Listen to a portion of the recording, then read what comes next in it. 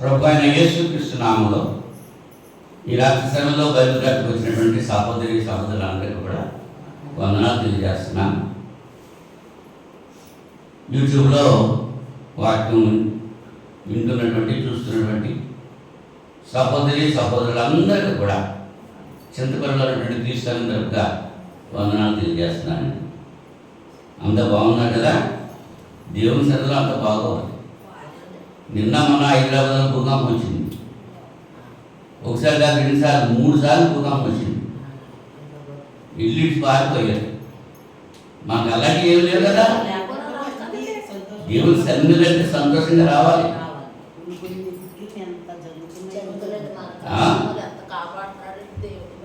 సరే, ప్రార్థన చేసుకుని వాటిలో కలిగి ప్రేమ కలిగి మా తండ్రి, కృప కలిగి మా ప్రభువా, మీ పరిశుద్ధ నామానికి స్తోత్రాలు చెల్లిస్తున్నాను. గతించిన శుక్రవారం నుంచి ఎంత పర్యంతం మీ మహాదయచేత కృపచేత నన్ను మమ్మల్ని సర్వీల లెక్కలో ఉంచారు. సురక్షితంగా కాచి కాపాడి ఈ రాత్రి సమయంలో ప్రియమైన బిడ్డలతో కలిసి ఇంత పర్యంతం కీర్తన ద్వారా మమ్మల్ని శుద్ధించడానికి మా స్వరాలు ముట్టినందుకు కూడా స్తోత్రాలు చెల్లిస్తున్నాను. కూడొచ్చిన ప్రతి బిడ్డను దీవించండి. ఆ నెలలో వాటిని వీక్షిస్తున్నటువంటి ప్రతి సహోదరులు కూడా మీరు ఆశీర్వదించి మీ కృపలో భద్రపరచారు. ఈ సమయంలో వాక్యం ద్వారా మాతో మీరే మాట్లాడి మీ నామనికే మహిమ ఘనత ప్రభావం తెచ్చుకోండి. మీ వాక్యం ఎత్తబడి చూడండి. రోగగ్రస్తులను ముట్టి స్వస్థపరచండి, బలహీనలను ముట్టి బలపరచండి. ఆయా సమస్యలతో సతమతమవుతూ శాంతి కోరి మీ సరిలో ప్రార్థిస్తున్న ప్రతి బిడ్డకు విజ్ఞాపన మీరు ఆలోచిస్తారని మనం చేసుకోండి. బలహీనులను బలపరచండి. అపవిత్రులు నా పిల్లలు కాల్చి పవిత్రపరచండి. పరిశుభ్రం మీ లేఖనాలు ప్రియమైన మీ బిడ్డలకు అందించడానికి చిన్న పన్నులను వాడుకోండి. నిలబడటానికి శక్తి లేదు నా ప్రభావ. అయినప్పటికీ నాయన మీరే బలపరిచి మీ కృపను బట్టి నాయన మీ పన్నుగా వాడుకొని మీ నామం నేర్చుకోండి. క్రీస్తు నామం పెట్టుకుంటున్నాం తండ్రి, ఆమేన్. మరొకసారి మీకు వందనాలు. గత వారంలో మనం దేని గురించి నేర్చుకున్నాము?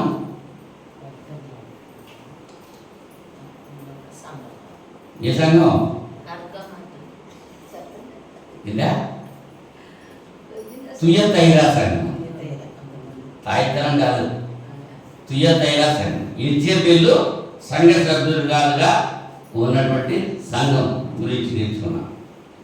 ఇవాళ మరి యొక్క సంఘం గురించి మనం ఆలోచించేద్దాం. ప్రకటన గ్రంథం 3వ అధ్యాయము మొదటి 6 వచనాలు చదువుతాను. జాగ్రత్తగా మీరు వినండి. మళ్ళీ నేను ప్రశ్న అడిగితే సమాధానం చెప్పడానికి సిద్ధంగా ఉన్నాను.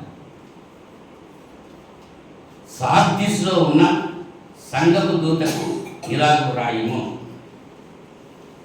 7 నక్షత్రములను దేవుని 7 ఆత్మలు గలవాడు చెప్పు సంగతులు ఏమనగా, నీ క్రియలను నేను ఎరుగుదును. ఏమనగా, జీవించుచున్నావన్న పేరు మాత్రం ఉన్నది కానీ నీవు మృతుడవే. నీ క్రియలు నా దేవుని ఎదుట సంపూర్ణమైనవిగా నాకు కనపడలేదు గనుక జాగరూకుడవై చావనయ్యున్న మిగిలిన వాటిని బలపరచుము.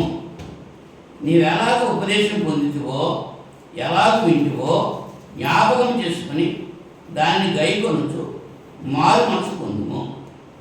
నీవు జాగరూకుడవై ఉండని ఎడల నేను దొంగ వరకు వచ్చేదను. ఏ గడియలు నీ మీదకి వచ్చేదనో నీకు తెలియదు. అయితే తమ వస్త్రములను అపవిత్రపరచుకొనని కొందరు సార్దీస్లో నీ యుద్ధ ఉన్నారు. వారు అరుగులు కనుక తెల్లని వస్త్రములు ధరించుకొని నాతో కూడా సంచరించెదరు. జయించేవాడు అలాగున తెల్లని వస్త్రములు ధరించుకును. జీవ గ్రంథంలో నుండి అతని పేరు ఎంత మాత్రము తుడుపు పెట్టగా నా తండ్రి ఎదుటను ఆయన దూతల ఎదుటను అతని పేరు ఒప్పుకొందును. సంగములతో ఆత్మ చెబుతున్న మాట చెవి గలవాడు వీరుడు కాక. ఇంతవరకు మనం సార్దీస్లో ఉన్న సంఘపు దూత గురించి తెలియజేస్తున్నాడు. సార్దీస్లో ఉన్నటువంటి సంఘం. ఏమంటున్నాడు? ఎవరు చెప్తున్నారు ఈ మాట? 7 నక్షత్రములు, దేవుని 7 ఆత్మలు కలిగిన వాడు చెప్పు సంగతులు. 7 అంటే సంపూర్ణతకి సాదృశ్యం. నీ క్రియలను నేను ఎరుగుదును, ఏమనగా జీవించుతున్నావన్న పేరు మాత్రం ఉన్నది, కానీ నీవు మృతుడవే. ఈ సార్దిస్లో ఉన్నటువంటి సంఘం గురించి తెలియజేస్తుంది. జీవిస్తున్నావు అన్న పేరు మాత్రం ఉంది, కానీ నువ్వెవరో, నువ్వు మృతులవే, చచ్చిపోయిన వాడే అంటున్నాడు. పేరుంది, పేరుంటే మాత్రం సరిపోయింది, అవునా? బ్రతికిన కుక్క కంటే చచ్చిన సింహము కంటే బ్రతుకున్న కుక్క మేలు అన్నాడు. అది సింహమే, కానీ చచ్చిపోయింది. దానివల్ల ప్రయోజనం ఏంటి? కుక్క బ్రతుకుంది, అది దొంగలను కాయవచ్చు, లేకపోతే ఏదైనా చేయొచ్చు, మనకి విశ్వాసంగా ఉంటుంది. బ్రతుకుంది కాబట్టి. అది చచ్చిపోతే దానికి ఏం ప్రయోజనం? అది మనం కూడా బ్రతుకుంటేనే మేలు, చనిపోతే ఏం చేయలేదు. మరి ఈ మృతులే ఆ సంఘంలో సభ్యులుగా ఉన్నారంట. అంటే సంఘంలో ఉన్నారంట చచ్చిపోయినట్లే. ఎలా చచ్చిపోయాడు? భౌతికంగా మరణించిన వాళ్ళు కాదండి, వీళ్ళు ఆత్మీయంగా మృతులు. ఎఫెసీ పత్రిక 2వ అధ్యాయము 1వ వచనంలో, ఎఫెసీ పత్రిక 2వ అధ్యాయం 1వ వచనంలో పౌలు గారు ఎఫెసీ సంఘంతో తెలియజేస్తూ ఏమంటున్నాడు చూద్దాం. 2వ అధ్యాయం 1వ వచనంలో, మీ అపరాధముల చేతను పాపముల చేతను మీరు చచ్చిన వారై ఉండగా ఆయన మిమ్మును క్రీస్తుతో కూడా బ్రతికించారు. ఆయన అంటే ఎవరు? దేవుడు. మిమ్మునంటే చనిపోయిన వాడు. ఎలా చనిపోయారు మీరు? మీ అపరాధముల చేత పాపముల చేత. మరి చనిపోయిన వాళ్ళు ఏమవుతారు? మరి ఏదైనా తోటలో దేవుడు ఆదాముతో చెప్పాడు, ఈ తోటలో ఉన్న చెట్టు పండ్లన్నీ తినేసేయి, ఈ చెట్టు పండు మాత్రం తినొద్దు అన్నాడు. తింటే ఏమవుతుంది అన్నాడు? చనిపోతారు అన్నాడు. ఆ పండు తిన్న నిశ్చయముగా నువ్వు చచ్చేదు అన్నాడు. కానీ అబ్బాయి గారు వచ్చాడు, పాములో ప్రవేశించి వచ్చాడు. ఆ పాముతో చెప్పేశాడు, దేవుడు తినొద్దన్నాడా? తింటే దేవుడి నుండి గొప్పడైపోతారు మీరు అని చెప్పి ఆశకు తీశాడు. అవంలో ఆశ కలిగింది. ఆదాము తెలియని సంగతే.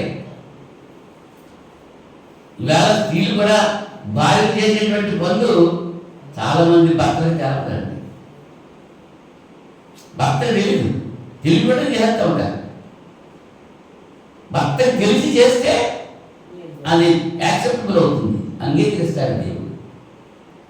ఇచ్చేదంటే భర్తను శిరస్సుగా పెట్టాడు స్త్రీకి. శిరస్సు చెప్పినట్టు శరీరమేనా తప్ప శరీరం చెప్పినప్పుడు శిరస్సు ఏంటం కాదు. భార్యలారా మీ భర్తలకు లోబడి ఉన్నాడు. ఇక్కడ అవ్వమ్మ గారు ఎవరమంటే ఆదాంతో చెప్పలేదు, సాధారణ మాట వేసింది, ఆశ అయిపోయింది. దేవుడి దగ్గర గొప్పవాడు అనుకోవాలి. తినేసింది. తినేసి ఆదాం వరకు పట్టుకొస్తుంది. పట్టుకొస్తుంటే మరి దేవుడు అన్న మాట ఏంటి? ఈ పండు తింటే నువ్వు చస్తావు. మరి తిన్నావి, చచ్చిందా? చావలేదు. ఎలా చచ్చిపోయింది? ఆత్మీయంగా చచ్చిపోయింది. అది ఇక్కడ సార్దీస్లో ఉన్నటువంటి సంఘం ఆత్మీయంగా చచ్చిపోయారన్నమాట. భౌతికంగా జీవిస్తున్నారు. ఇవాళ మన సంఘం కూడా అలాగే ఉంది. నిత్యమైన క్రియలు చేస్తున్నారు, దేవుడికి వ్యతిరేకమైన క్రియలు చేస్తున్నారు. దేవుడు ఊరుకుంటాడా? ఊరుకోడు. ఎవరినైనా సరే ఆయన విడిచిపెట్టడు. ఆయన పక్షపాతి కాదండి. మనం చేసిన దానికి ప్రతిఫలం ఆయన ఇస్తూ ఉంటాడంటే అప్పుడు ఎప్పుడో చేసాము ఇప్పుడు ఆనందంగా వస్తుంది అంతే. ఎక్కడికో వెళ్ళి అనిపించడం కాదు. మోషే గారు అంత నాయకుడే, 40 సంవత్సరాలు కష్టపడ్డాడు. ఐగుప్తులు వెళ్ళాడు. ఐగుప్తులో అవునా 40 సంవత్సరాలు. మోషే జీవితం చూస్తే 120 సంవత్సరాలు బ్రతికాడు. 40 సంవత్సరాలు ఫరో ఇంట్లో రాజకుమారుడిగా పెరిగిపోయాడు. 40 సంవత్సరాలు అరణ్యంలో నేర్చుకున్నాడు, ఉండిపోయాడు. 40 సంవత్సరాలు దేవుని ప్రజల్ని నడిపించుకొచ్చాడు. అంత చేసినటువంటి మోషేని దేవుడు ఆ బండతో మాట్లాడు, ఆ బండ నీళ్ళు ఇస్తుంది అని చెప్పన్నప్పుడు మాట్లాడటం మానేసి కొట్టాడు ఈయన. అందుచేత కనాను వెళ్ళటానికి అవకాశం కోల్పోయాడు. దేవుడు పక్షపాతి కాదండి. మనం చేసిన దాన్ని బట్టి మనకు వస్తూ ఉంటుంది. క్షమిస్తాడు, దావీదుని క్షమించాడు. కానీ ఆ పాపం యొక్క శిక్ష అనుభవించక తప్పలేదు. గాయం మహంతది. గాయం చేయవాడు నేనే, గాయం కట్టువాడు నేనే అన్నాడు. కానీ గాయం ఆ మచ్చుడు పోతుంది, తప్పకుండా ఉండిపోద్ది. ఎవరి జీవితంలో ఉన్నా సరే దాన్ని ఒప్పుకోవాలి, విడిచిపెట్టాలి. పాపిని క్షమిస్తాడు, పాపాన్ని క్షమించడు ఆయన. మనం చేసిన పాపాన్ని క్షమించడు ఆయన. పాపానికి వచ్చే జీవితం మరణం, పాపానికి వచ్చేది శిక్ష. ఆ శిక్ష అనుభవించాలి అంతే తప్ప పాపిని క్షమిస్తాడు ఆయన. ఆలోచించి చచ్చిన వారు అన్నమాట. మీ అపరాధముల చేత, మీ పాపముల చేత మీరు చచ్చిన వారై ఉన్నారు. మన జీవితాల్లో ఎట్లా ఉన్నాయో ఆలోచన చేసుకోవాలి. మన అపరాధాలు, మనం చేసిన పాపాలు, మనం చెప్పిన మాటలు, మనం చేసిన పనులు, ఇవన్నీ కూడా వాటి గురించి పాపము వల్ల వచ్చే జీతము మరణము. ఇక్కడ సార్దీసులో ఉన్న సంఘం అలాగనే ఉన్నట్లుగా కనపడుతోంది. తిమోతి మొదటి పత్రిక 5వ అధ్యాయము 6వ వచనంలో 5వ అధ్యాయము 6వ వచనంలో ఇక్కడ 5వ వచనం నుంచి చదివితే, నిజముగా అనాథ అయిన విధవరాలు ఏకాకి అయి ఉండి దేవుని మీదనే తన నిరీక్షణ ఉంచుకొని విజ్ఞాపన ఎందును ప్రార్థన ఎందును రేయింబగను నిలుపెడగా ఉండును. సుఖభోగముల యందు ప్రవర్తించున్నది బ్రతుకుచుండి చచ్చిందై ఉండును. ఎవరి గురించి మాట్లాడుతున్నాడు?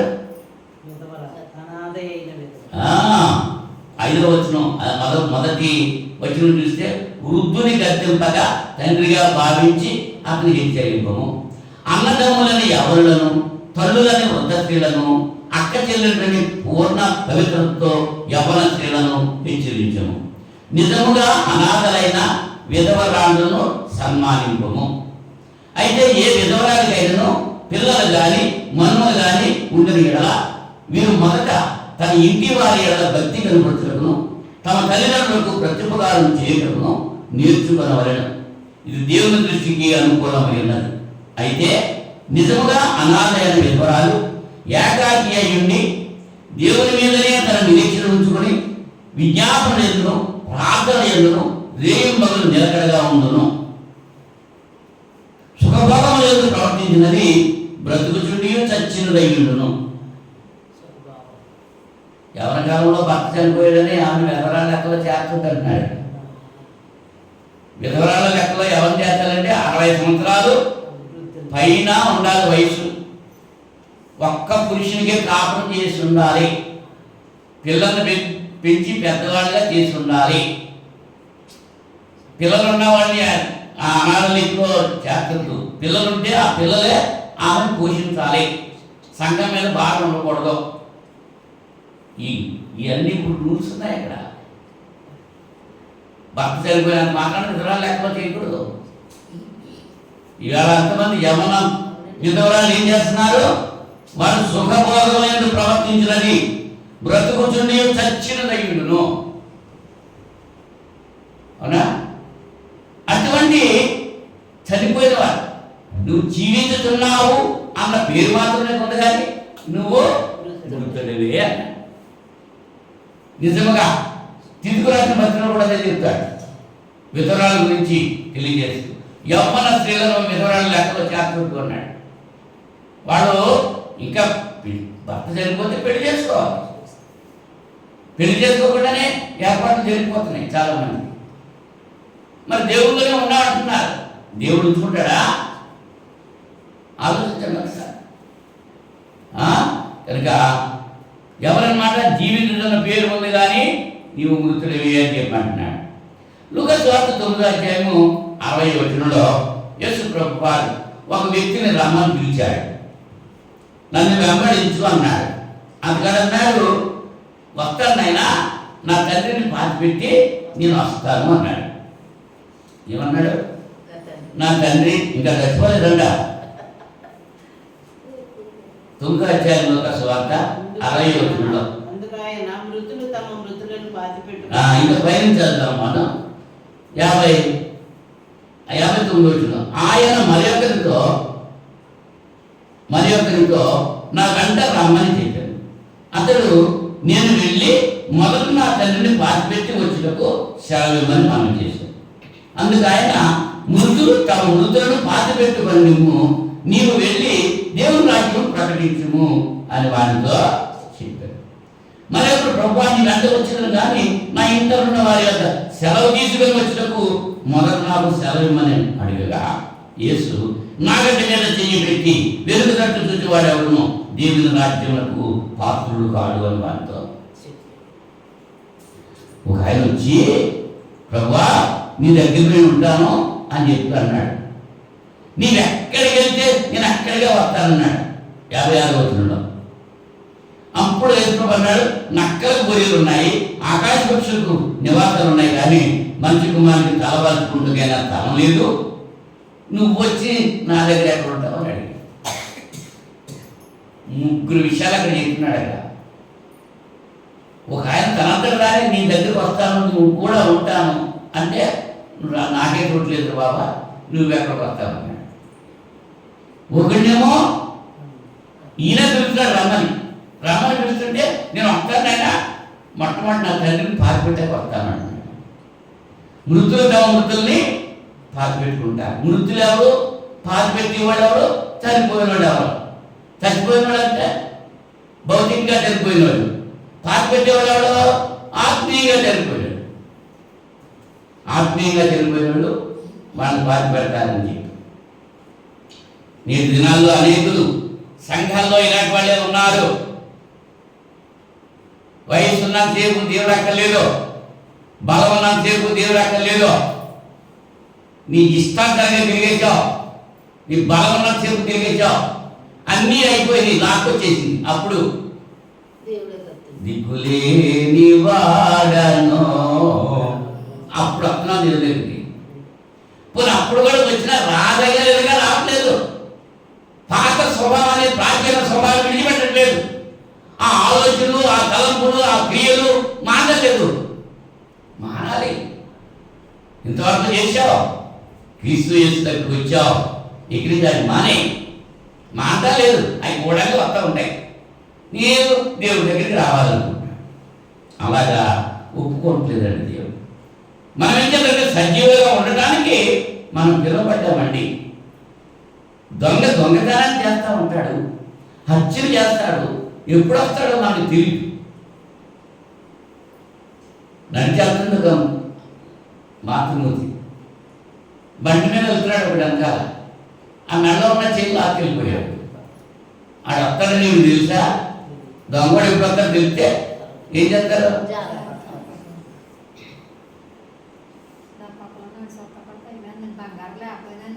కదా.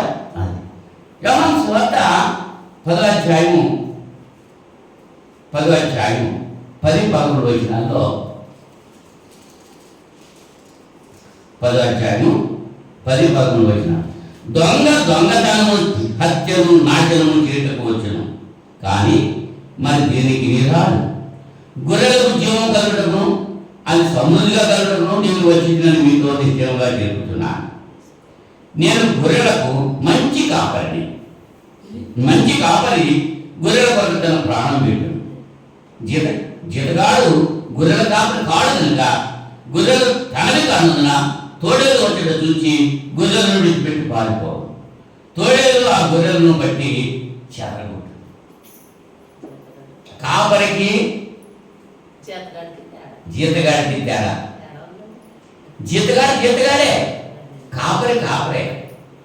యెహోవా నా కాపరి, నాకు ఏమి కలిగిందని దావీదుకి చెప్పాడు. దేవుడు తమకు కాపరిగా గల జనులు ధన్యులు, యెహోవా తమకు దేవుడుగా గల జనులు ధన్యులు అన్నాడు. పేతురు మొదటి పత్రిక 2వ అధ్యాయంలో పేతురు మొదటి పత్రిక 2వ అధ్యాయం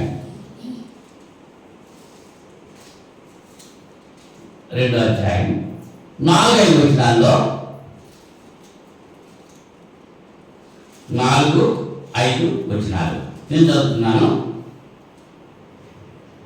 మనుష్యుల చేత విసర్జింపబడినను దేవుని దృష్టికి ఏర్పరచబడినది అమూల్యము సజీవమైన రాజకు ప్రభువునందుకు వచ్చిన వారై యేసుక్రీస్తు ద్వారా దేవునికి అనుకూలములు ఆత్మ సంబంధమైన బలులు అర్పించటకు పరిశుద్ధ యాజకులుగా ఉన్నట్టు మీరును సజీవమైన రాళ్ళ వలె ఉండి ఆత్మ సంబంధమైన మందిరముగా కట్టబడుతున్నారు. ఎవరండి? మనమే. మనుషుల చేత విసర్జింపబడిన, నిజంగా దేవుని నమ్ముకుంటే మనుషుల్ని వ్యతిరేకిస్తారు. నువ్వు దేవుని నమ్ముకోలేదో నీతో చేస్తారు. నీ సహవాసం అవసరం ఉంది. దేవునితో సహవాసం ఉంటే చెడ్డతనానికి నువ్వు వెళ్ళవు. చెడ్డ మాటలు నీ మాట రావు. చెడ్డ తిరుగుడు నువ్వు తిరిగే అవకాశం ఉండదు. దేవుడు నీలో ఉంటే, దేవుని మీద నీకు భయం భక్తి కలిగి ఉంటే చెడుతనాన్ని విసర్జిస్తావు. యేసుక్రీస్తు ద్వారా దేవునికి అనుకూలమైన సంబంధమైన ఆత్మ సంబంధమైన బలులు అర్పించాలి. మన పరిశుద్ధ యాజకులుగా ఉండాలి. పరిశుద్ధంగా ఉండడానికే మనం పిలువబడ్డాం తప్ప లోకస్తులంటే ఎక్కువ భిన్నమైనటువంటి రీతిగా జీవిస్తూ ఉంటే మన గురించి అందరూ ఏం చెప్పుకుంటున్నారు? మనల్ని బట్టి దేవుని నామం దూషించబడుతుంది. అలా ఉండకూడదు అని హెచ్చరిక చేస్తున్నాడు. అలా జీవించేవాడు బ్రతికుండి కూడా చచ్చిపోయినాడు అన్నమాట. నీవు జీవించుతున్నా మాట కానీ మృతులవే. వారి క్రియలు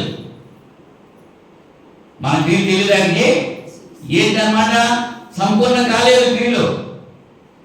బాప్తిజం పొందినప్పుడు, బాప్తిజం పొందకముందు జీవితం ఎలా ఉందో, పొందిన తర్వాత జీవితం ఎలా ఉందో మార్పు ఉందా? పొందకముందు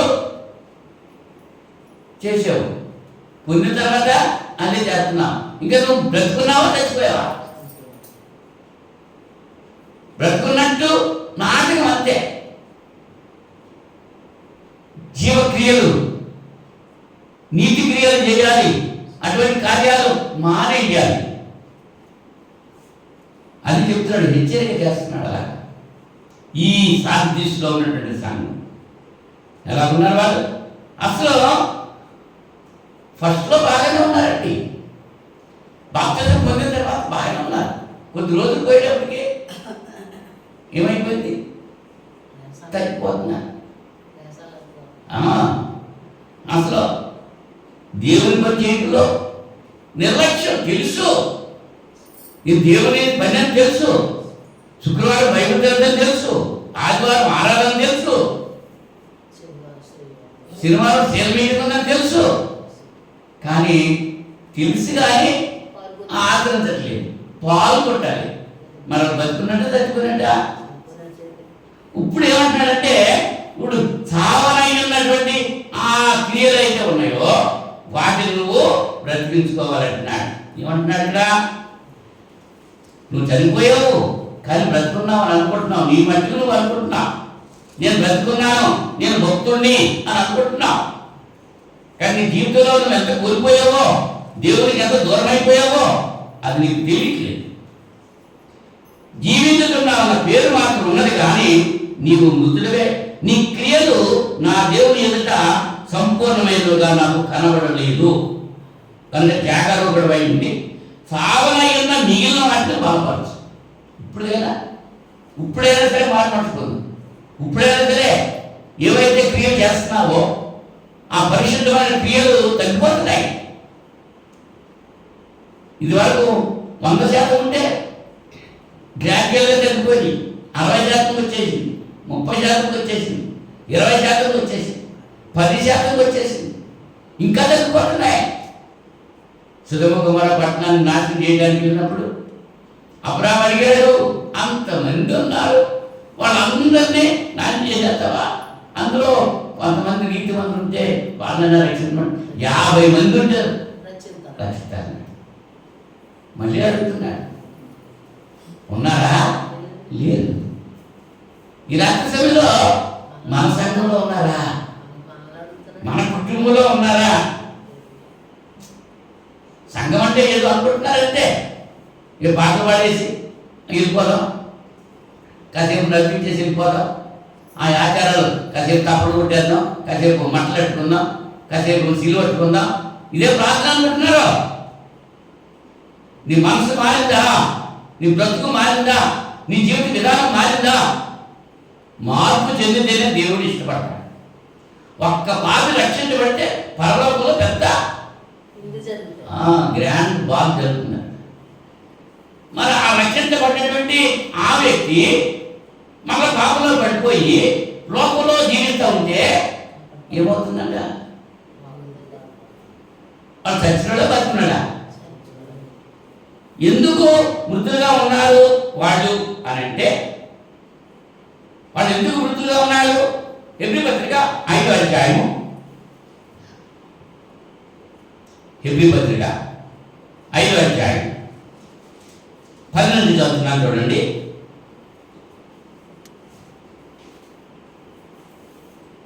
10వ నుంచి,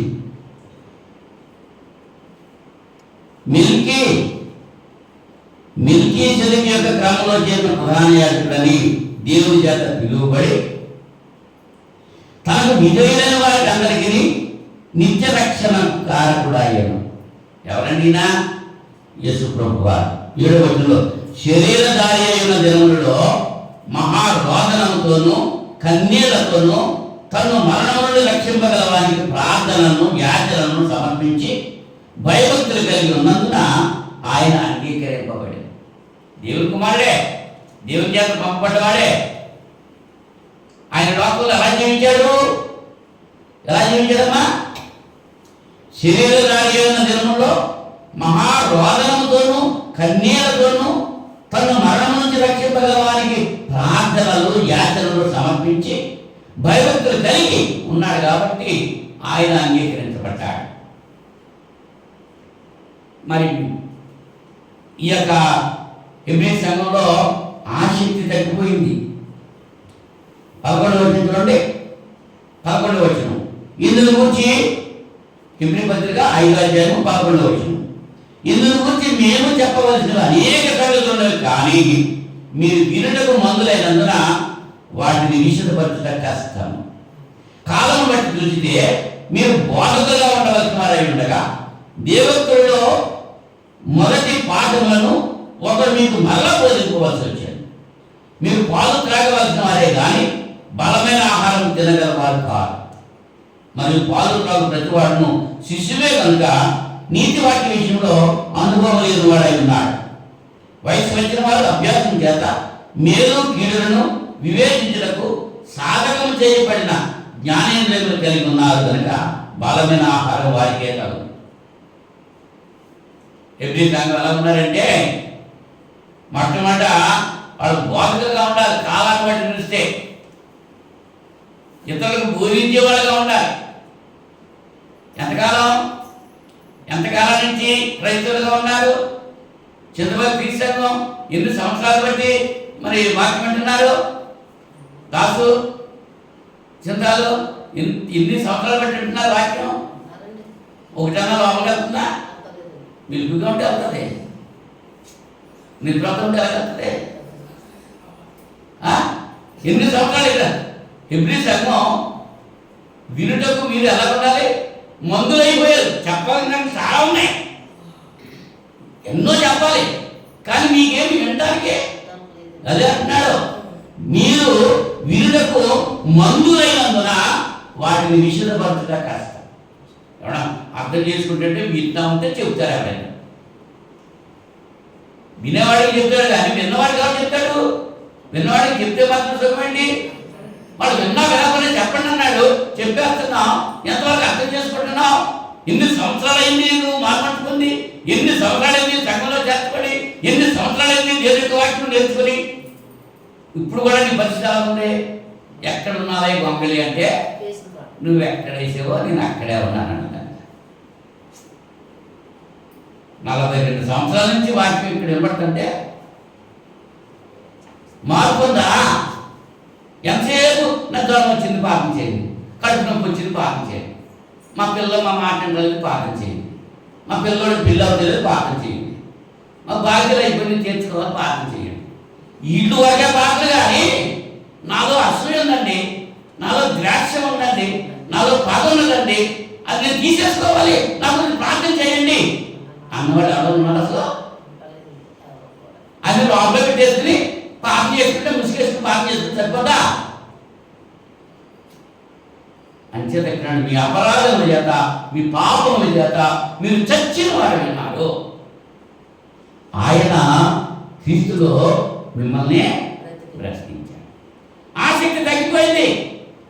ఎప్పుడు ఎప్పుడు ఏ మాటలు చెప్తారు కదా, ఈ మాటలే కదా చెప్పింది, ఏం వింటాంలే అనేటువంటి నిరాసక్తి వచ్చేసింది. ఆసక్తి తగ్గిపోయింది. 6వ అధ్యాయం 11వ వచనం చూడండి.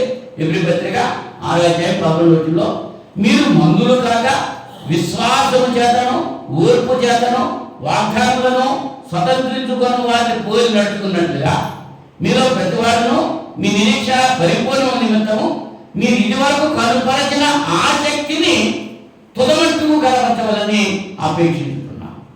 ఇదివరకు ఆసక్తి కలిగి ఉన్నారు, గంట కొడితే వచ్చేసేవారు, గంట కొట్టేవాడు అవునా, గంటకే వచ్చేసేవాడు. తర్వాత మైక్ పెట్టాం,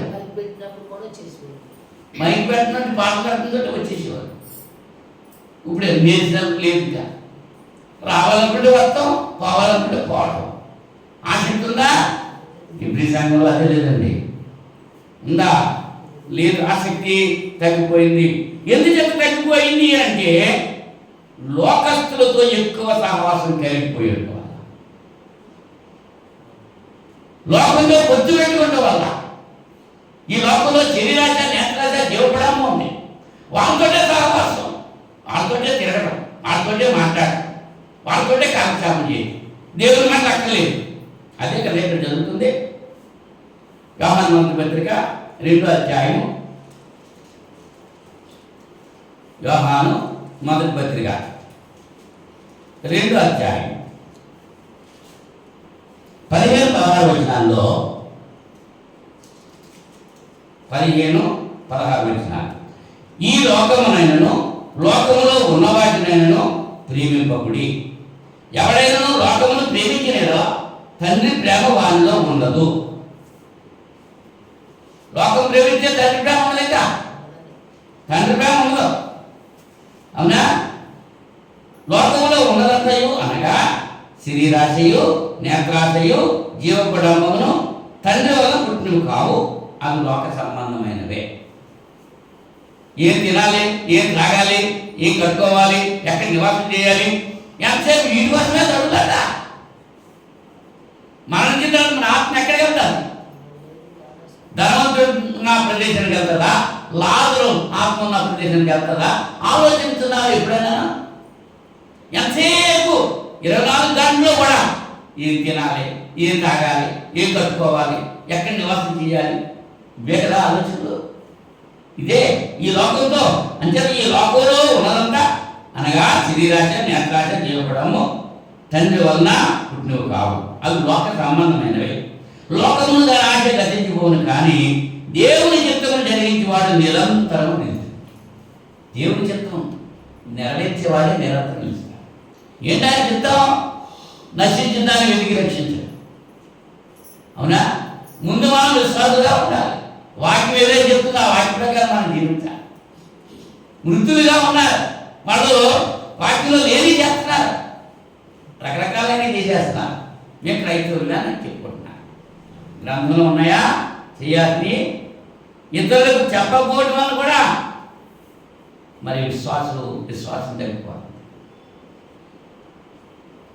సేవకుడు చెప్పిన వాక్యాన్ని ఇతరులకు నువ్వు వాడు ఇక్కడికి రాలేదు వాళ్ళతో నువ్వు చెప్పాలి. ఏం చెప్తావు? ఆదివారం వాక్యం వింటావు, బాగానే ఉంది. మధ్యాహ్నం వెళ్ళి కూర్చుంటావు, ఎక్కడ కూర్చుంటావు? వాక్యం తెలియని వాడికి, దేవుడి దగ్గరికి రావడానికి అక్కడికి వెళ్ళి కూర్చుని దేవుడి గురించి ఈ మాటలు చెప్పారమ్మా అని చెప్తున్నావా ఎవరైనా? ఎప్పుడైనా ఎవరికైనా? మరి సీరియల్ చెప్పిపోతే ఏం చెప్తావు? ఆ సీరియల్ అలా జరిగింది, ఇలా జరిగింది. ఎవడో చెప్తున్నాడు నువ్వు? మరి దేవుడి గురించి ఏం చెప్పవు? ఆసక్తి లేదు. దేవుడు అంటే ఎంతసేపు ఇచ్చేవాడే. దేవుడి దగ్గరికి వెళ్ళి మనం అయ్యి అడుక్కోవటం అంతే. కానీ దేవుడి మాట వినం, దేవుడు చెప్పింది చెయ్యం. మరి ఆయన మాట వింటేనే కదా మనకు చెప్తాడు. మీరు నా మాట వింటే నేను మీ మాట వింటానన్నాడు. మీరు నా దగ్గరికి వస్తే నేను మీ దగ్గరికి వస్తానన్నాడు. మీరు నా పని చేస్తే మీ పని నేను చేస్తానన్నాడు. మన సంగతి ఎలా ఉంటుంది? మాటలో తేటలో మా ఇంటికి వెళ్ళండి, మా అబ్బాయి మాత్రం భోజనం మీ ఇంటికి వచ్చేస్తామన్నాడు. అంతేగా దేవుడిని అడిగేది. దేవుడు ఏం చెప్తున్నాడు? మీరు నాకు ఇస్తే నేను మీకు ఇస్తానన్నాడు. ఇవ్వకుండా ఎక్కడికి వస్తాడైనా? 5 రొట్టెలు 2 చిన్న చేపలు ఒక చిన్న పిల్లాడు త్యాగం చేసి ఇచ్చాడు కాబట్టి 5,000 మంది తిన్నారు. అక్కడ ఆయన కోసం ఇచ్చాడా? ఎవరి కోసం ఇస్తున్నారమ్మా? తీసుకున్నాను, మీ దగ్గర ఏమున్నాయి పెట్టండి. ఏం పెట్టకుండా పడదండి. సాధారణంగా చెప్తారా? ఈ రాళ్ళు రొట్టెలైతే నువ్వు ఒక మాట అంటే రాళ్ళు రొట్టెలు అయిపోతాయి. మరి అబ్బా అలా చేయాలని ఆయన ఉద్దేశమా? మీ దగ్గర ఏమున్నాయో పట్టుకున్నాడు. ఏముంటుంది? ఎంత ఉంటే అంత. ఎలియాతో ఏమన్నది? అయ్యా అమ్మ నీళ్ళు పట్టినా కొంచెం తాగాలంటే వెళ్తుంది. సారేపత్తు విధవరాలు వెళ్తుందా? ఆ చెప్తుంటే కొంచెం అప్పం పట్టిరమ్మా అని ఏమన్నది? అది కొంచెమే పిండి ఉంది, కొంచెమే నూనె ఉంది, ఆ ముక్కు రొట్టె అవుతుంది. నేను నా కొడుకు భర్త చచ్చిపోయాడు, నా కొడుకు నేనే ఉన్నాం. అది తినేసిన తర్వాత ఇంకా మా దగ్గర ఏముండదో అందుకోసం పొలం లేకుండా వచ్చాను నేను. అయినా ఈ వినపడతలేదు అమ్మా. అందులోనే మొట్టమొదటి తీసి ఇప్పటిదమ్మా. మనం ఏమనుకుంటాం? అత్తగారు అడుగుతుంటే అల్లుడు మరుపుకి వచ్చాడంట. మేమే కరువులో ఉన్నాము, నీళ్ళేంటి? నీళ్ళే లేవా కరువు కదా, నీళ్ళెత్తులే కనాలనుకుంటే మన రొట్టెలేమంటాడు ఏంటినా అంటాం కదా మనం. ఆవిడ అలాగన్నదా? అలాగనలేదు. అలాగే బాబు నువ్వు చెప్పిందే నేను చేస్తానంటే చేసుకొచ్చింది. ఆటలతో చూస్తున్నాడు కొడుకు, రొట్టె కాల్చేస్తుంటే అమ్మ నాకు ఎక్కేస్తాను రొట్టె ఎంతో ఆశతో చూస్తున్నాడు. చూడండి మనం పాపలు అనుకుంటాను, పిల్లలు చుట్టూ చేస్తారా? మరి ఆ పిల్లలు కట్టుకుంటే బయటకు ఎత్తుకెళ్తావా? ఆ పిల్లలను కూడా అది ఎత్తుకుంటే మానేసి ఏం చేసింది? శాపకి పట్టుకెళ్ళి మొట్టమొదటి దేవునికి ఇవ్వాలి. దేవుడు తింటాడు నీ దగ్గర. అబ్బే మనమేమో నీవు ఏమంత తీసుకుంటాం, మాకు పెట్టడం మాత్రం పెద్దల దగ్గర నుంచి లేదు. మనం ఆ పెద్దల దగ్గర నుంచి లేదు ఇవ్వటం, తీసుకుంటాం మాత్రం. దేవునికి ఇస్తున్నామా? ఎలా ఇస్తున్నాము? దేవుడి దగ్గర ఏం తీసుకుంటున్నాం? ఏం కావాలని కోరుకుంటాడు ఆయన. 1000 కొండల మీద పశువులను నావే కదా అన్నాడు. నా మాటలు విను, నువ్వు నీతిగా జీవించు, ఇదే కదా నేను అడుగుతున్నాను. ఆయన మాట ఏంటాకే మీరు ఉండదు, నీతిగా జీవించడాకే లేదు. మరి అప్పుడు ఆయన మాట లేకపోతాడు? ఆలోచన చేసుకోండి సార్. అదే చెప్తున్నాను అన్నమాట. లోకస్తులతో ఎక్కువగా సహవాసం కలిగిపోతే అలాగే ఉంటారు. అవునా? మరి ఇప్పుడు ఏం చేయాలి? సర్దీస్లో ఉన్న సంఘం ఏం చేయాలని చెప్తున్నాడు. ఇప్పుడు ఏం చేయాలన్నాడమ్మా? చూడండి 3వ వచనంలో, నీవెలాగూ ఉపదేశం పొందితవో, ఎలాగూ వింటివో జ్ఞాపకం చేసుకుని దానిని దయకొలుచు మారు మనసు పొందుము. నీవు జాగరూకుడవై ఉండ నీ ఎడల నేను దొంగ వలె వచ్చేదను, ఏ గడియలు నీ మీదకి వచ్చిందో నీకు తెలియదు. ఎప్పుడు వస్తారో నీకు తెలవదు. ఇప్పుడైనా సరే నువ్వు మారు మనసు పొందు అంటున్నాడు. జ్ఞాపకం చేసుకుంటే ఒకసారి చేసినది ఉంటే జ్ఞాపకం చెయ్యింది లేదు, ఎలా వస్తుంది? నీవు ఎలాగో ఉపదేశం పొందితువో ఎలాగో వింటివో జ్ఞాపకం చేసుకుని దాన్ని కొనుచు మారు మనసు పొందు. జ్ఞాపకం చేసుకో. కొత్తగా బాప్తిజం పొందేసి అయ్యగారికి భోజనం పెడతారు. అప్పుడు ప్యానల్ లేవు కదా, ఇసురుగారు ఇసుకుని ఇసుక కూర్చుంటూ ఉంటారు. ఉన్నారు కదా, చేసిన వాళ్ళు ఉన్నారు. మరి ఇప్పుడు అవి ఏమైపోయింది, అవి ఏమి లేవు అని జ్ఞాపకం చేసుకో అని జ్ఞాపకం చేస్తున్నాడు.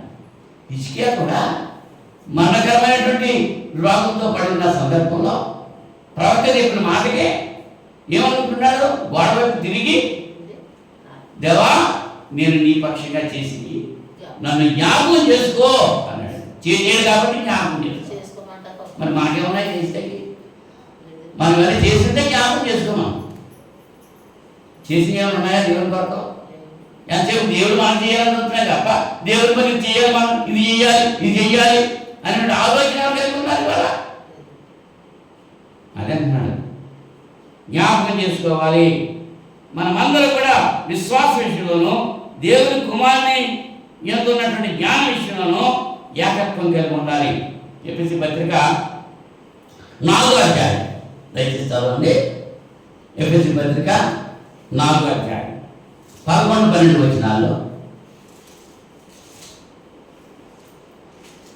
4వ అధ్యాయము 11-12 వచనాలు. మనమందరము విశ్వాస విషయంలోనూ దేవుని కుమారుడు వచ్చిన జ్ఞాన విషయంలోనూ ఏకత్వం పొంది సంపూర్ణ పురుషుల వరకు అనగా క్రీస్తులుగా కలిగిన సంపూర్ణతకు సమానమైన సంపూర్ణత కలవారము వరకు ఆయన ఇలాగూ నియమించారు. మనమందరము విశ్వాస విషయంలోనూ దేవుని కుమారుడికి వచ్చిన జ్ఞాన విషయంలోనూ ఏకత్వం పొందాలి. ఇవాళ ఏకత్వం ఉందా? విశ్వాసం గురించి ఏకత్వం ఉందా? ఎవరి విశ్వాసం వాడు అంటున్నాడు.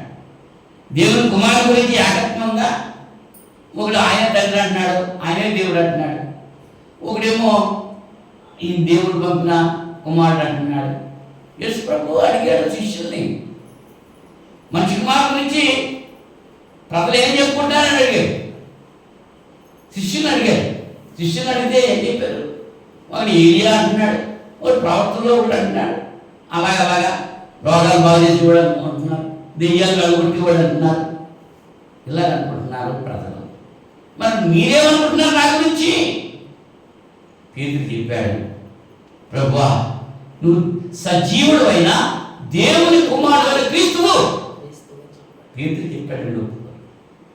మత్తయి 16 ఏమని చెప్పాడు పేతురు? నీవు సజీవుడు అయినా దేవుని కుమారుడు. అప్పుడు యేసుప్రభు ఏమన్నాడంటే, నీ అంతరం నీకేం తెలియదు, ఇది పరలోకం నా తండ్రే నీకు బయలుపరిచాడు కాబట్టి నువ్వు అలా చెప్పావు. నువ్వు ఒప్పుకున్న విశ్వాసం బట్టి ఈ బండ మీద నా సంఘాన్ని కట్టాను అన్నాడు. మత్తయి 16 విశ్వాసమైన బండ మీద నా సంఘాన్ని కట్టాను, నా సంఘము అన్నాడు. ఎవరైనా యేసుప్రభు సంఘం అంటే ఎవరిదన్నా? కట్టుదును అన్నాడు, సంఘము నువ్వు అన్నాడు. ఒకటే సంఘం, ఇన్ని సంఘాలు కాదు. ఆయన కట్టాడు. అంచేత సజీవమైన రాళ్ళతో కట్టబడుతున్న సంఘం ఉంది. ఈ సాధ్య సంఘంలో మృతులు సభ్యులుగా ఉన్న సంఘం గురించి తెలియజేస్తున్నారు. వారు పొందినటువంటి ఉపదేశాన్ని వాళ్ళు గైకొనలేదు. ఉపదేశాన్ని పడ్డారు కానీ దాన్ని గైకొనలేదు. దశలోనిక మొదటి పత్రిక 1వ అధ్యాయము 6వ వచనంలో, పరిశుద్ధాత్మలో ఆనందంతో గొప్ప ఉపద్రవమందు మీరు వాక్యం అంగీకరించి మమ్మను ప్రభువును పోలి నడుచుకున్న వారైతే మీ ఎడల చూసారండి. వీళ్ళు దశలోని సంఘం తెలియజేస్తూ పరిశుద్ధాత్మ ఆనందంతో గొప్ప ఉపద్రవమందు మీరు వాక్యం అంగీకరించారు. ఎంతో కష్టాల్లో వాక్యం అంగీకరించారంటే దశలోనిక సంఘం. అవునా? కాబట్టి మాసిదోనిలోని అక్కయ్యలోను విశ్వాసులందరికీ మాదిరి. ఎందుకనగా మీ వద్ద నుండి ప్రభు వాక్యము మాసిదోనిలోను అక్కయ్యలోను మ్రోగెను. దశలోనిక సంఘం వాక్యం ప్రకటించిన సంఘం ఎక్కడెక్కడ మోగింది? మాసిదోనియాలో మోగింది, అక్కయ్యలో మోగింది. అక్కయ్య అంటే కొరింథు ప్రాంతం. మీ విశ్వాసం వెళ్ళడాయేనో. మరి మన విశ్వాసం ఎలా ఉంది? సిద్ధబలి క్రీస్తు యొక్క విశ్వాసం ఎలా ఉంది? సంఘం యొక్క విశ్వాసం ఎలా ఉంది? ఒక్కసారి ఆలోచన కలిగి ఉండాలి. వాటిని గైకొని ఏదైతే పరిశుద్ధాత్మ తెలియజేశాడో, క్రీస్తు బోధించారో, అపొస్తలులు బోధించారో వాటిని గైకొని మారు మనసు పొందాలి. పొందకపోతే ఏం జరుగుతుందంట?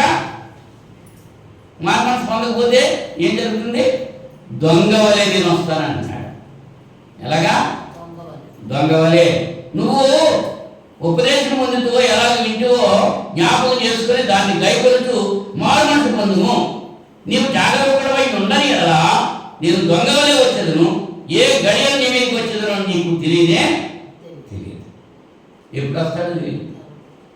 ఆయన రాకడ, ఆయన రెండవ రాకడ ఎప్పుడు వస్తుందో ఎవరికైనా తెలుసమ్మా? తెలిస్తే ఏం చేస్తారు? మొదటి చెప్తాం అలాగే వచ్చేస్తాడని చెప్పి ఆస్తులన్నీ అమ్మేసుకుని ఇంక మాకు ఏం అక్కర్లేదే వెళ్ళిపోతామని కొండ ఎక్కేసారంట. ఆ కొండ మీద దగ్గరగా ఉంటుంది పర్వాలేదు వెళ్ళిపోతాకే అని కొండ ఎక్కేసారంట. ఆస్తులన్నీ అమ్మేసుకున్నారు. అమ్ముకునే అయిపోయి ఏదో రాలేదు. ఏం చేస్తారు? అవునా? అలాగే చాలా మంది అలా చేస్తున్నారు. మాయ మాట చెప్పేస్తున్నారు. ఎప్పుడు వస్తాడో మనకు తెలియదు. తెలియని సమయంలో వస్తాడని చెప్పట్టున్నాడు. అవునా?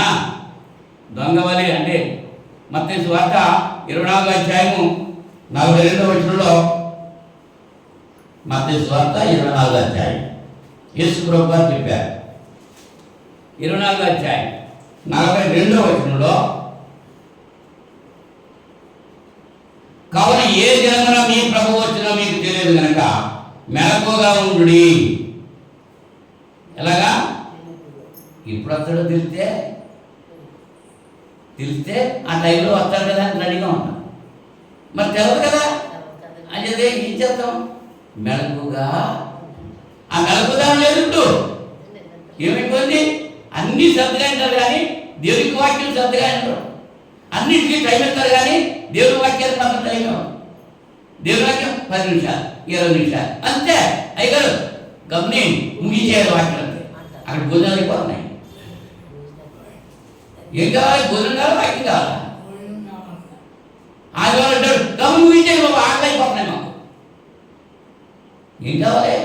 మనుషులు పెట్టే వల్ల కాదు, జీవించేది. దేవుడి నోటి నుండి వచ్చే చోటి ప్రతి మాట వలన జీవిస్తాడు. ఆ గడి తెలియదు కాబట్టి నువ్వు మెలకుగా ఉండాలి. కానీ అటువంటి ఈ సంఘంలో కూడా ఈ సంఘం సాధిస్తారు.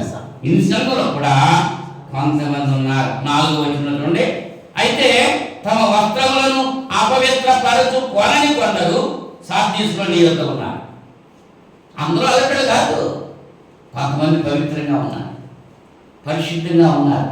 వాళ్ళ వస్త్రాలు ఉతుక్కున్నారు, శుద్ధి చేసుకున్నారు. అటువంటి వాళ్ళు ఉన్నారు. వాళ్ళు అరుగులు కాబట్టి తెల్లని వస్త్రాలు ధరించుకుని నాతో కూడా సంచరించారు. తెల్లని వస్త్రాలు ధరించమన్నాడు కదా.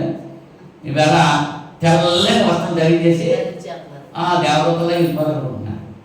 కానీ లోపల నల్లగా ఉంటుంది మనసు. యేసు ప్రభువు ఏం చెప్పారు తెలుసా? సాత్విక పరిశుద్ధులు సున్నా కొట్టిన సమాధులు ద్వారా అన్నాడు. సమాధి పైగా మెజారిటీలతో సమాధులు చేసేస్తున్నారు. చూడటానికి ఎంతో అందంగా ఉంటున్నాయి సమాధులు. అవునా? ఆ సమాధులు ఆ లోపలే ఉంది. అది కుదరదు. పైకి భక్తి గల వారు ఏంటి? దాని శక్తిని ఆశ్రయించిన వారిగా ఉండకూడదు. మీరు పైన జీవిస్తున్నామన్న మాటే కానీ నువ్వు మృతుడవే. నీలో కూడా కొంతమంది ఉన్నారు తమ వస్త్రాలను అపవిత్రం చేసుకోకుండా ఉన్నవారు. వాళ్ళని కాపాడుతున్నాం, వాళ్ళు కాపాడుకున్నారు. వాళ్ళు ఎలాగా? లూకా సువార్త 17వ అధ్యాయం, లూకా సువార్త 17వ అధ్యాయం 10వ వచనంలో, అటువలే మీరు మీకు ఆజ్ఞాపింపబడని చేసిన తర్వాత మేము నిష్ప్రయోజకమైన దాసులము, మేము చేయవలసిందే చేస్తున్నాము అని చెప్పుడి అని. మనం చేయాల్సింది ఏదైతే చెప్పాడో చేసేయాలి. చేసేసి మెలకు నూరుకోవాలి. నిష్ఫలమైన దాసున్నాడు. నువ్వు చెప్పింది మేము చేసామంతే, అంతవరకే మన పని. దేవుడు చెప్పింది చేయాలి, చెప్పంది చేయకూడదు. మనకు చాలా ఇష్టం ఆయన చెప్పింది చేయకుండా ఉంటాం, ఆయన చెయ్యొద్దన్నది చేయడం మనకి ఎంత ఇష్టమో దాన్ని తీసేసుకోవాలి. అంచేత యేసుప్రభు వారు చెప్పారు మత్తయి సువార్త 5వ అధ్యాయం 6వ వచనంలో, మత్తయి సువార్త 5వ అధ్యాయం 6వ వచనంలో,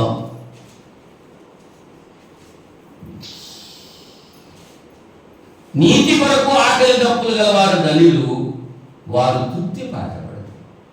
దేనికోసం ఆకలి దప్పులు ఉండాలి? నీతి కొరకు, నీతిమంతులుగా జీవించడం కొరకు ప్రయాసపడాలి తప్ప పొట్ట నింపేసుకుని దాని కొరకు పొట్ట గుడ్డి కొరకు ప్రాపులాటం అన్నది అది కాదు కావాల్సింది. పొట్ట ఆహారం కొరక, ఆహారం పొట్ట కొరక. భోజనం పొట్ట కోసం ఉందా, పొట్ట భోజనం కోసం ఉందా? రెండు రకాల వ్యక్తులు ఉన్నారు. పొట్ట ఉంది కాబట్టి భోజనం చేయాలనుకోడు కొంతమంది, అవునా? మరి భోజనం చేయాలి కాబట్టి పొట్ట ఉంది అనుకుని కూడా కొంతమంది. తినడం కోసం బతికేవాడు, బతకడం కోసం తినేవాడు, రెండు రకాలైన వాడు ఉన్నారు. మనం ఏ రకంలో తిన్నామో ఆలోచించుకోవాలి. తినేసేయడం కోసమేనా ఉంటాం? తింటున్నా భోజనము పానము దేవుని రాజ్యానికి ఆటంకంగా ఉండకూడదు. తిన్నా తినకపోయినా దేవుని రాజ్యంలో నీతిమంతులుగా మనం ఉండాలి. ఏమి తినకుండా ఉన్న లాభాలు ఏమీ చేస్తే ఎక్కడికి వెళ్ళాడు? ఏం తినేసాడు? ఇక్కడ ఏం కట్టేస్తున్నాడు? ఎక్కడ నివాసం చేశాడు? చనిపోయిన తర్వాత ఎక్కడికి వెళ్ళాడు? మరి ధనవంతులైతే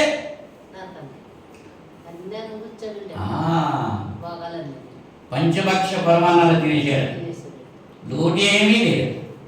కానీ అక్కడికి వెళ్ళిన తర్వాత ఏమైంది? అటువంటి వాళ్ళు ఉన్నారు ఇక్కడ, ఉన్నారా లేదా? అర్హత కలిగిన వారు ఉన్నారు శాంతి సంఘంలో కొంతమంది, అలాగే చింతపల్లి క్రీ సంఘంలో కూడా కొంతమంది ఉన్నారు అర్హత కలిగిన వారు. వారికి ఏంటన్నమాట? ప్రకటన గ్రంథం 7వ అధ్యాయంలో చెప్పిన రీతిగా తెల్లని వస్త్రములు ధరించి క్రీస్తుతో సంచరిస్తారు అనేటువంటి విషయం చెప్తున్నారు. 7వ అధ్యాయం 14వ వచనంలో జయించి వారి గురించి అక్కడ తెలియజేస్తూ,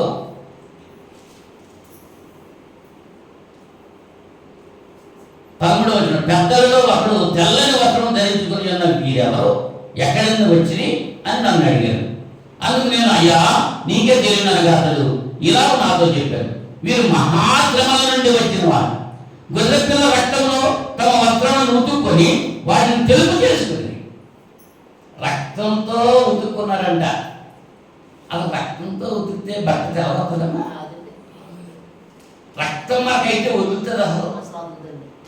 మరేంటి రక్తంతో ఉతుక్కున్నారంట, తెల్లగా ఉన్నాయంట. దీని గురించి చెప్తున్నాడు. అదే యెషయా గారు చెప్తున్నారు, రండి మన వివాదం తీర్చుకుందాం, మీ పాపాలు ఎర్రగా రక్తం వలె ఉన్నా హిమముగా తెల్లగా చేస్తానంటున్నాడు. నా దగ్గరికి రండి, ఒప్పుకోండి, విడిచిపెట్టండి. అది ఆయన చెప్పిన మాట. ఆయన దగ్గరికి వెళ్దాం, ఆయన దగ్గర ఒప్పుకో. అదాము ఒప్పుకున్నాడండి. అదమా నువ్వు చిట్టుచాటు ఎందుకు దాక్కున్నావురా? నేను వచ్చేటప్పటికి నేను తినొద్దన్నప్పుడు తిన్నావా అంటే తినేదే బాబా అన్నడా? తిన్నాడని ఒప్పుకుంటే గొడవలో పోనా? మా అక్కడ ఒప్పుకుంటాడు ఎలాగా? ఏమన్నా నిద్ర వస్తున్నాను ఒప్పుకుంటున్నారా? ఒప్పుకోరు. ఆదాం చెప్పేశాడు కదా, అపరాధమును దాచుకున్నవాడు వర్ధిల్లడు, వాటిని ఒప్పుకొని విడిచిపెట్టేవాడు కనికరింపబడును. ఒప్పుకోవాలి, విడిచిపెట్టాలి, అప్పుడే కనికరము అంచేది అంటున్నాడు, నువ్వు ఒప్పుకో. ఇప్పుడు కూడా, ఇప్పుడైనా సరే చావడానికి సిద్ధంగా ఉన్నాం, ఇప్పుడైనా ఒప్పుకో, నిశ్చయం వెళ్తాం. ఇంకెంతకాలం బతుకుతాం? బతుకంత అయిపోయింది. పోయేగా కాలము, వెళ్ళిపోయింది కాలం, ఇంకా రాదు, తిరిగి వస్తుందా? ఇప్పుడైనా మనం పర్వాలకు వెళ్ళాలంటే, నిశ్చయం పొందాలంటే ఇప్పుడైనా మన బ్రతుకులు మార్చుకోవాలమ్మా. నీతిగా జీవించాలి, వాక్య ప్రకారంగా జీవించాలి.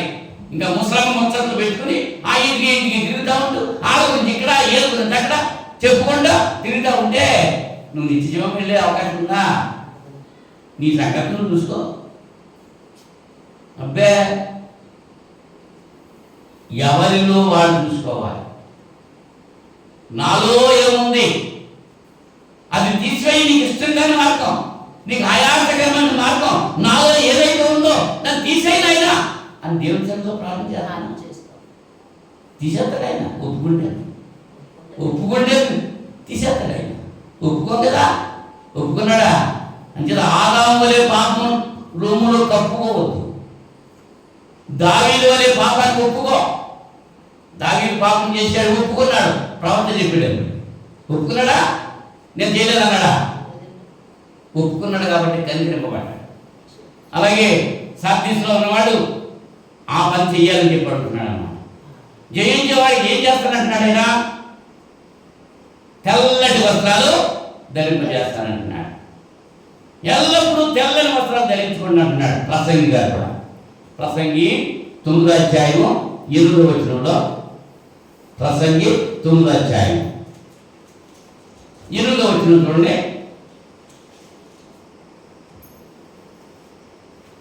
ఏడు చెప్తున్నాను, నీవు పోయి సంతోషముగా నీ అన్నం తిను, ఉల్లాసపు మనసుతో నీ ద్రాక్షరసం త్రాగము, ఇది వరకే దేవుడు నీ క్రియలను అంగీకరించాను.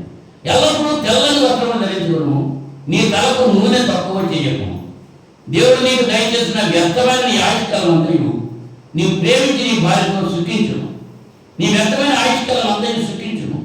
ఈ బ్రతుకులందు నీవు కష్టపడి చేస్తున్న దాన్ని అంతటికి అదే నీకు కలుగు భాగం. చేయుటకు నీ చేతికి వచ్చిన ఏ పనైనను నీ శక్తి లోపం లేకుండా చేయు. నీవు పాతాళమందు పని అయినా, ఉపాయమైనా, తెలివైనా, జ్ఞానమైనా లేదన్నా. పాతాళం తెలుపు పని చేతకేమన్నా అంటే ఇప్పుడే నీకు ఏ పని ఇచ్చారో ఆ పని నమ్మకంగా, శక్తి లోపం లేకుండా చెయ్యి, శక్తి వంచన లేకుండా చెయ్యి. పని దేవుల్లో ఉన్నావు, దేవుని పని చెయ్యాలి, నమ్మకంగా చెయ్యి, దాచుకోవద్దు. దాచుకుంటారు చాలామంది. దేవుడికి ఇచ్చిన తలాంతు దాచుకోకూడదు. భూమిలో దాచిపెట్టేసాడు. ఏం చేశాడు? తువ్వాల్లో కప్పెట్టేశాడు. ఆయన ఏం చేశాడు? తీసుకెళ్ళి చీకటిలో పడేశాడు. ఇంకా దేవుడు ఇచ్చాడు తలాంతు. ఎవరి సామర్థ్యం చెప్పిన వాడికి ఇచ్చాడు. ఒకటి 10 ఇచ్చాడు, ఒకటి 5 ఇచ్చాడు, ఒకటే ఇచ్చాడు. చెడలేదా? ఎవరి సామర్థ్యం వాళ్ళకి ఆయనకు తెలుసు. మరి ఆయన ఇచ్చిన సామర్థ్యాన్ని ఆయన కొరకు ఉపయోగించుకోవాలి. ఆయన ఇచ్చిన తలాంతును ఆయన కొరకు ఉపయోగించాలి. బిడ్డలు దేవుడు ఇచ్చాడు కదా, మరి దేవుడి కొరకు పెడుతున్నామా? అది మొక్కనంటే బుట్లెట్టేస్తా, అందమే మొహం, స్నానం చేయించి, అవునా? ఏం చేస్తారు? అరికాల్లో కూడా బుట్లే. ఎవరు చెప్పాడు బుట్లెట్టమని? దేవుడు ఇచ్చాడు. అదే మరి నువ్వు జీవిస్తున్నావు అన్న మాటే కానీ నువ్వు మృతుడివే. నీ క్రైస్తవుడు చెప్పుకుంటున్నావు కానీ నువ్వు క్రైస్తవుడు కాదు. యూదులు కాకుండానే యూదులు చెప్పుకునే వాళ్ళు ఉన్నారు. గత పాఠంలో మనం ఆలోచించింది కదా. మరి మనం ఎలా ఉన్నాం? వాళ్ళు ఎవరు అంటారు కాదు. మన సంగతి ఎలా ఉంది? మన కుటుంబంలో ఎలా ఉంది? మన శరీరం, మన యొక్క బంధువుల్లో ఎలా ఉన్నారు? మన కుటుంబీకులు ఎలా ఉన్నారు? ఎవరి సంగతి వద్దు, మన కుటుంబంలోనే తండ్రి, తల్లి, పిల్లలు ఎలా ఉన్నారు? బుట్లెట్టేస్తుంది, మా భలే ఉందమ్మా, బంగారమ్మా అని ముద్రెట్టేసుకుంటారు వెళ్ళిపోయి. అవునా? ఇంటికి మా ఇంటికి బుట్టలు పెట్టావని అడుగుతావా? అడగా. దిష్టి కొట్టండి. ఏం దిస్తూ? తాడు కట్టేస్తాడు. మన నల్ల తాడు కట్టేయాలంట. కాలుకి చేతికి కట్టేసిన ఎవరిలో బతుకున్నావు చచ్చిపోయినా జీవించుతున్నావు అన్న పేరే కానీ నువ్వు మృతుడివే అంటున్నా. మలాకి గ్రంథం 3వ అధ్యాయం 7వ వచనంలో, మలాకి గ్రంథం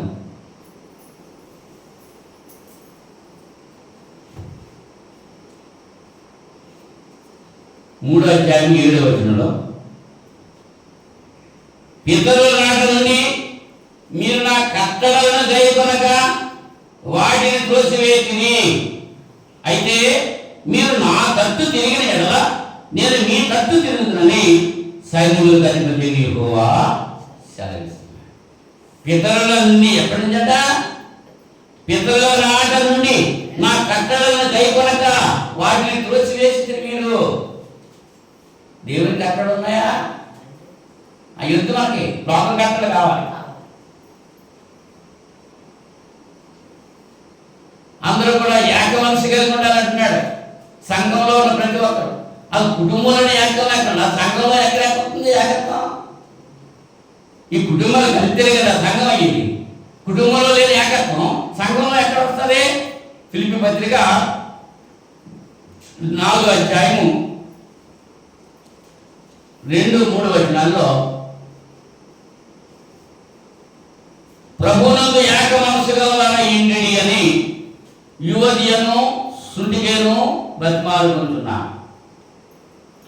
అవును, నిజమైన నా సహకారి ఆ స్త్రీ క్లెమెంట్తోనూ నా ఇతర సహకారులతోనూ సువార్త పనిలో నాతో కూడా ప్రయాసపడిన వారు కనుక వారికి సహాయం చేయమని నేను వేడుకుంటున్నా. ఆ సహకారుల పేర్లు జీవగ్రంథమందు వ్రాయబడి ఉన్నాయి. సువార్త పనిలో సహకరించినటువంటి ఇద్దరు స్త్రీల గురించి చెప్తున్నాడు అక్కడ. యువతియ, సుంటికే. వాళ్ళు ఎలా ఉండాలంటే ఏక మనసు కలిగి ఉండాలంటున్నాడు. ఏక మనసు బతిమాలుకుంటున్నాడు. ఏక మనసు లేదు. నువ్వు లెగ్గిమంటే వాళ్ళు తెగ్గిమంటున్నాడు. సంఘం అలా ఉండకూడదు. ఏక మనసు కలిగి ఉండాలి. అందరూ ఒకే మాట మీద ఉండాలి. క్రీస్తుని గురించిన అనుభవం ఒకే రీతిగా ఉండాలి. విశ్వాస విషయంలో ఏకరీతిగా ఉండాలి. మా బాప్తిస్మ విషయంలో ఏకరీతిగా ఉండాలి. సువార్త విషయంలో ఏకరీతిగా ఉండాలి. ఎవరిష్టాన్ని కనుక వాళ్ళు ప్రవర్తించడం కాదు. అలా మీరు కాబట్టే మీరు బతుకున్నా చచ్చినట్టు లెక్క అంటున్నాడు. బతుకున్నారా? మనం అక్కర్లేదా? 20వ అధ్యాయము ప్రకటన గ్రంథం 20వ అధ్యాయం 12వ వచనం నుంచి, మరియు గొప్పవారేమి కొద్దివారేమి మృతులైన వారందరూ ఆ సింహాసనం మీద నిలబడి చూసింది. అప్పుడు గ్రంథాలు విప్పబడను, మరి జీవ గ్రంథము వేరొక గ్రంథము విప్పబడను. ఆ గ్రంథం మీద వ్రాయబడి ఉన్న వాటిని బట్టి తమ క్రియల చొప్పున మృతులు తీర్పు పొందిరి. ఎవరు చేసిన పనికి ఆడికే తీర్పు అవుతాయి. గ్రంథాలు ఉన్నాయి, ఇక్కడ విప్పబడతాయి. గ్రంథాలు విప్పబడ్డప్పుడు ఆ గ్రంథంలో నీ పేరుందా? ఆ గ్రంథంలో నువ్వు చేసిన పనులు ఉన్నాయి. అక్కడ నువ్వు చేసిన పనులు బట్టి, నువ్వు మాట్లాడిన మాటలు బట్టి అక్కడ తీర్పు తీరుస్తాడు. జాగ్రత్తగా అంటున్నాడు. ఇంచేత మనుషుల యొక్క ఆయనను ఒప్పుకోవాలి. ముగింపు వస్తున్నా. మత్తయి సువార్త 10వ అధ్యాయం,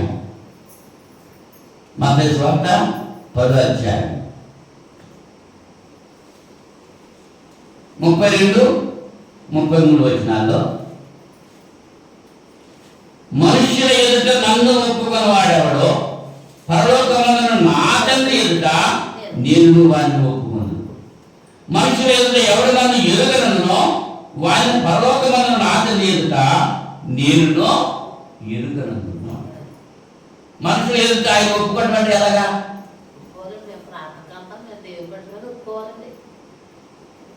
మనుషులు అనుకోవాలి.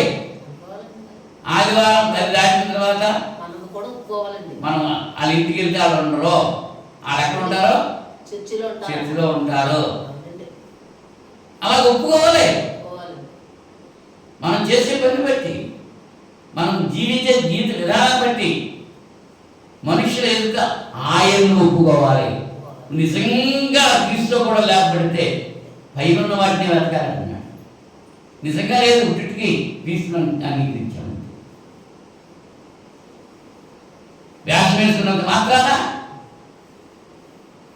పులి చాలా కలిగి ఉంది. అది మరి నక్క చాలైపోతాయా? పులిని చూసి నక్క వాతలు పెట్టుకున్నాక జంతువులన్నీ చచ్చిపోతున్నాయంట. పులి వచ్చేటప్పటికి ఎందుకు జరుగుతున్నాయి అనుకుంది నక్క. దాని మీద దానికి చాలు ఉన్నాయి కదా, నేను కూడా చాలు ఎట్టేసుకున్నామని ఈ దగ్గరికి వెళ్ళి కొలుములో పెట్టుకుని కాల్ చేసుకున్నాను. ఏమైపోయింది? చాలు అయితే వచ్చేసింది, ఇంటికి పోయి చాలు వచ్చేసింది. అక్కడ చూసి అయ్యి వెళ్తుంది, నన్ను వెళ్తే జంతువుల దగ్గరికి వెళ్తే ఏమవుతుందండి, దీన్ని మనకు ఎక్కలేదు. ఇది అందులో బాగా వచ్చేస్తుంది, కాలిపోయినాయి కదా ఉన్నంత ఎలా అవుతుంది? ఎందుకు పెట్టుకున్నట్టు వాతలని పులి మీద ఉన్నాయి నక్కలో వాతలో అని చెప్పి నేను కూడా ఆ వాతల గురించి తెలిసిపోతున్నా జంతువులు, నేను కూడా వాతలు పెట్టుకుంటే నాకు కూడా తెలిసిపోతుంది అనుకుంటుంది. ఇవాళ అలాంటి చాలా మంది ఉన్నారు. వాళ్ళగా మనం ఉందాం, వాళ్ళగా మనం చేద్దాం, వాళ్ళగా మనం ఉందాం. ఎవరి క్రియలు చెప్పున, ఎవరి సామర్థ్యం చెప్పున లేని వాటి వరకు ఆశపడకూడదు. ఉంటే మనకున్న దాంట్లోనే సంతృప్తి చెందాలి అని చెప్పి పౌలు గారు అన్నాడు, నేనున్న స్థితిలోనే నాకు సంతృప్తి కలిగేది. ఆ సంతృప్తి లేకపోతేనే దురాశ దుఃఖములు చేయలేకపోతుంది. లేని కావాలని కోరుకోవడంతో ఏమొచ్చేస్తుంది? దురాశ గర్భం ధరించి పాపం కనుక పాపం పరిపక్వం మరణాలు కానీ దేవునితో ఉండటం మంచిది అని అనుకోలేదు. అమ్మమ్మ దేవుడి కంటే గొప్పవాడు అయిపోవాలనుకోలేదు. ఏమైపోయింది? కిందకి చూసేయబట్ట. అని చెప్పి మనం ఏం చేయాలంటే మనం ముందు సత్యమార్గంలో ఉండాలి, ఇతరులు సత్యమార్గంలో నడిపించాలి. మనం బ్రతకాలి, ఇతరులు కూడా బ్రతికించాలి. మనం జీవించాలి, ఇతరులు కూడా జీవింపు చేయాలి. మాటలు తేడా కాదు చెప్పాల్సింది, బ్రతుకు కావాలి, జీవిత విధానం కావాలి. వాళ్ళు అలా జీవిస్తున్నారు కాబట్టి దేవుడు వాళ్ళని జీవిస్తున్నాడు అని ప్రజలు మన గురించి దేవుడిని మహింపరచాలి. అలాగే మనం జీవించాలి. సర్దిస్లో ఉన్న సంఘం అలాగా లేదు. కొంతమంది ఉన్నారు, ఆ కొంతమందికి కూడా బహుమానం ఇస్తున్నాడు లేదా? ఏం తండ్రి ఎదుట దేవతలు ఎదుట నీ గురించి నేను ఒప్పుకుంటాను అంటున్నాడు. మన గురించి ఒప్పుకుంటాడా? ఇలాంటి సమయంలో ఆలోచించేద్దాం. అక్రమం చేయవలన మీరెవరో నాకు తెలియదు ఆలోచన్నాడు. క్రమం అనుసరిస్తేనే దేవుడు ఇష్టపడతాడు. దేవుడు నీతిమంతుడు, యథార్థపరుడు, సత్యవంతుడు, ప్రేమ కలిగిన వాడు. ఆ లక్షణాలు మనం కూడా కలిగి ఉండాలని కోరుకుంటున్నాడు. ఇంచేత ఆ లక్షణాలతోనే మనం చేశాడు. మనము మన పోలిక చొప్పున నరులను చేద్దామన్నాడు. ఆయన పోలిక అంటే పై శరీర పోలిక కాదు, ఆయన ఆత్మ పోలిక. ఆ లక్షణాలు మంచి లక్షణం, ఆత్మఫలము ఫలించాలి అనేటువంటి ఆశతో మనం చేశాడు. మీరు బహుగా ఫలించి అభివృద్ధి చెందండి అన్నాడు. ఏదో చెప్పాడు కదా. మనం ఫలించడం వల్ల మన తండ్రి మహిమపరచబడతాడు. మనం అలా జీవించాలి. సార్దిస్లో ఉన్న సంఘంలాగా కాదు, చచ్చిపోయి కూడా మేము బతుకున్నాము అనుకుంటే దానివల్ల ప్రయోజనం లేదు. సిగ్గులేని ముఖంతో వస్తూ ఉంటుందంట. ఎవరావిడ? వేశ్య.